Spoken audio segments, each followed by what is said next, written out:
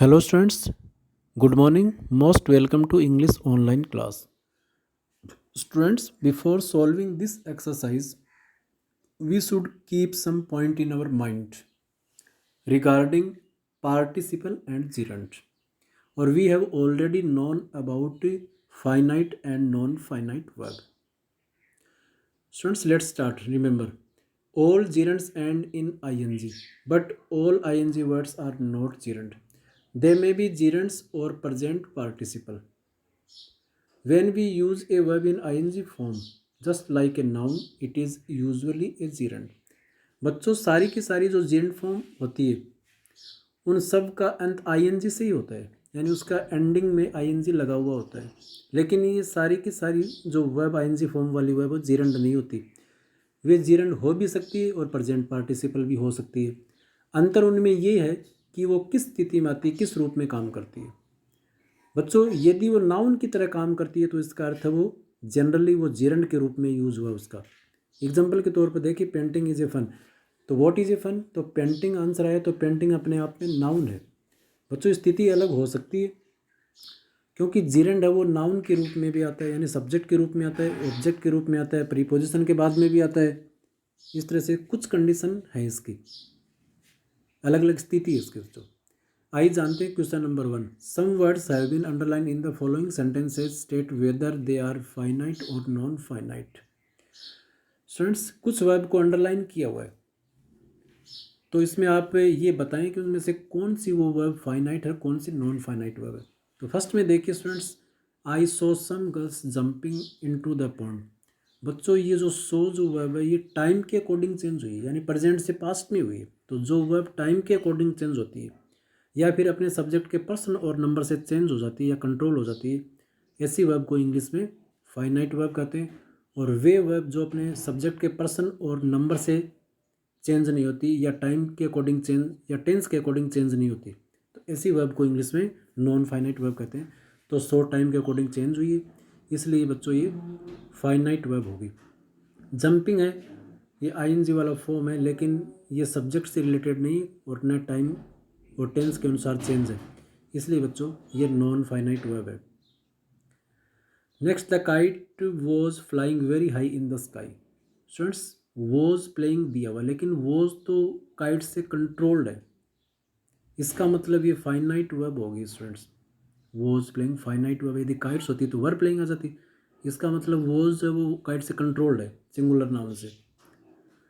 तो ये देख रहे हैं कि वॉज जो प्लेइंग है ये आपकी फाइनाइट वर्ब हो गई. स्टूडेंट्स इसके बाद में the books were lying on the table.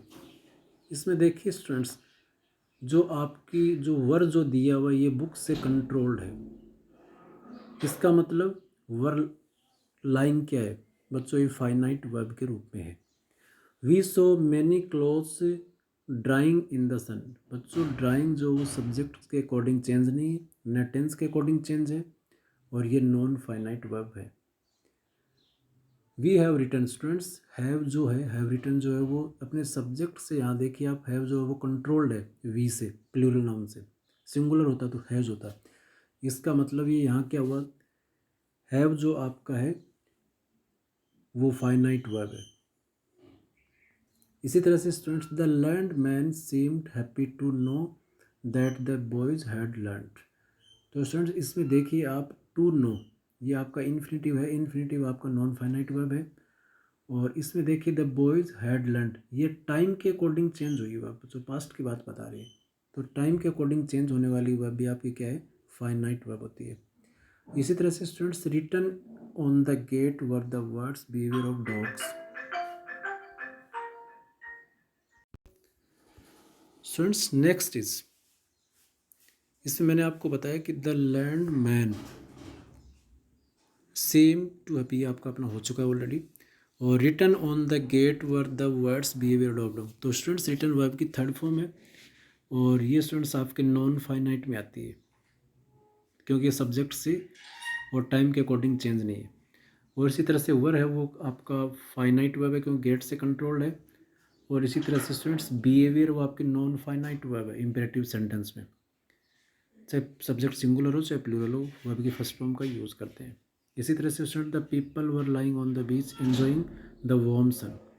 तो स्टूडेंट्स आप देखिए द पीपल वर लाइंग जो दिया हुआ वर लाइंग वो पीपल से कंट्रोल्ड है, इसलिए आपका ये फाइनाइट वर्ब है।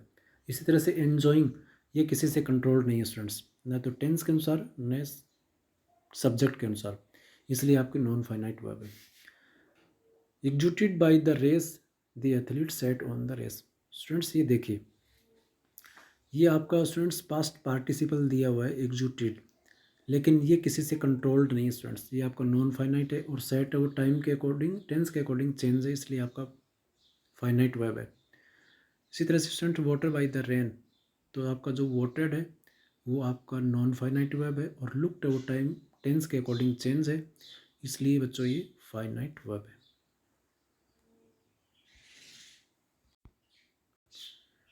Students question number B, identify the underlined verb in the following sentences and write I for infinitive, P for participle and G for gerund। Students writing is my favourite pastime, तो writing जो ING वाली फॉर्म है noun के रूप में आई है, तो इसका मतलब ये स्टूडेंट्स जीरेंड, तो आप यहाँ जी लिख दें gerund. I am so happy to see you, मैं आपको देखकर बहुत खुश हूँ। स्टूडेंट्स जो टू सी दिया हुआ है वो आपका इन्फिनिटिव वर्ब है, क्योंकि टू के बाद वर्ब की फर्स्ट फॉर्म इन्फिनिटिव में ही होती है। We met a girl crying, we met a girl carrying flowers, हमने एक लड़की को फूल ले जाते हुए देखा। स्टूडेंट्स ये देखिए, ये इसके बाद में नाउन आया हुआ है, तो आप देखेंगे कि स्टूडेंट्स ये जीरंड न होकर के ये पार्टिसिपल बन रहा है। Please call me to help, student to help आपके इन्फिनेटिव है। When will you finish painting the room, इस रूम की आप पेंटिंग कब फिनिश करोगे। स्टूडेंट्स ये आपका जीरंड है और ये नाउन के रूप में यहाँ पेंटिंग यूज हुआ है, लेकिन इसकी जगह चेंज हो गई, वैसे वर्ब के बाद आ गया ऑब्जेक्ट के रूप में। I saw the approaching storm, storm को स्टूडेंट्स ये अप्रोचिंग क्वालिफाई कर रहा है, इसलिए ये पार्टिसिपल के रूप में आया है, तो आप पी लिखें इसके लिए। द अप्रूटेड ट्री, तो यहाँ जो ट्री को क्वालिफाई करने वाली जो है वो अप्रूटेड है, लेकिन इसमें अंडरलाइन फेल को किया हुआ students, the uprooted tree fail across the tree, तो स्टूडेंट्स ये आपका इन्फिनिटिव वर्ब है, सॉरी नॉन इन्फिनिटिव वर्ब आपका ये। इसमें आई फॉर इन्फिनिटिव लिखना आपको, तो इन्फिनिटिव ये है नहीं, तो पी फॉर पार्टिसिपल लिखना है, तो पार्टिसिपल क्या है क्या ये, तो ये पार्टिसिपल भी नहीं है। और जी फॉर जीरंड, तो ये जीरंड भी नहीं है स्टूडेंट्स। हम आगे देखते हैं इसमें। Cooking and dusting are the chores that I do, ये स्टूडेंट्स नाउन के रूप में आया एनजी वाला फॉर्म, इसलिए ये अपने आप में जीरंड है। और नेक्स्ट में here is the missing piece of puzzle, यहाँ जो मिसिंग पीस है वो हेल्पिंग वर्ब के बाद आया हुआ, तो हेल्पिंग वर्ब के बाद में भी क्या है जीरंड आता है एनजी वाली form. It is important to sleep for at least 8 hours each day, तो टू स्लीप आपका इन्फिनिटिव वर्ब है। Students rewrite the following gerund sentence in using the gerund in place of underlined word, underline word को आप gerund में change करें। सी like से singing बन जाएगा, I like dancing, we like reading at the library in the evening, cooking is something I enjoy, to swim में आप बना लोगे swimming in the pool in summer is fun. Students आज की वीडियो में इतना ही पढ़ेंगे, ये सारे क्वेश्चन आंसर आपको फेयर नोटबुक में करना है और क्वेश्चन आंसर मुझे रीसेंड कर देने हैं।